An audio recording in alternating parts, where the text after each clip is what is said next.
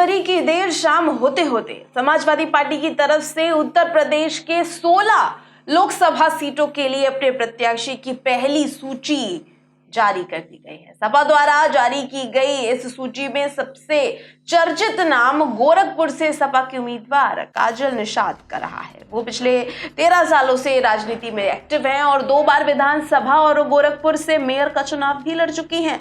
काजल Nishad TV industry और Bhojpuri industry की actress भी रही है। समाजवादी पार्टी ने गोरखपुर से काजल निषाद को आगामी लोकसभा चुनाव 2024 के लिए टिकट दिया है। अगर उनके राजनीतिक करियर पर नजर डालते हैं तो 2011 के बाद से ये फिल्म इंडस्ट्री के अलावा राजनीति क्षेत्र में भी सक्रिय दिखाई दे रही है।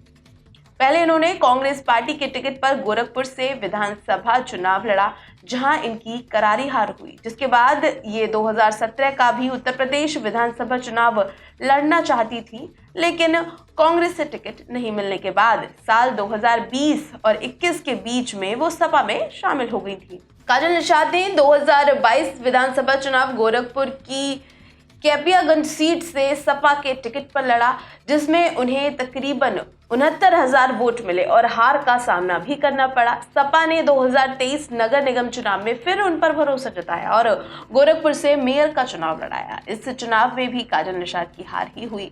अब एक बार फिर से सपा प्रमुख अखिलेश यादव ने काजल निषाद को भाजपा के सबसे बड़े गढ़ यानी कि गोरखपुर से लोकसभा चुनाव का प्रत्याशी बना डाला है।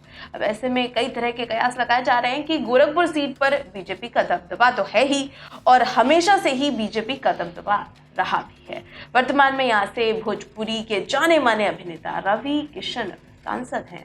बीते दिनों सीएम योगी आदित्यनाथ ने भी उनकी काफी तारीफ भी की थी और खूब सोशल मीडिया पर उनकी तारीफ चर्चा का विषय भी बनी हुई थी।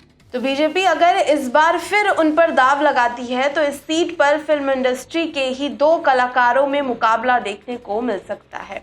हालांकि दशकों से लोकसभा चुनाव में भारतीय जनता पार्टी की यहाँ काबिज रही है और जब अगर काजल निषाद की बात की जाए तो वो तेज तर्रार नेता मानी गई हैं और कर्मठ तेज तर्रार के तौर पर मानी जाती है। काजल निषाद फिल्म इंडस्ट्री में भी उन्होंने अपने अभिनय के लिए एक अलग पहचान बनाई है। इसी दौरान उनकी मुलाकात गोरखपुर के फिल्म प्रोड्यूसर संजय सिंह निषाद से हुई, जिसके बाद दोनों ने शादी कर ली।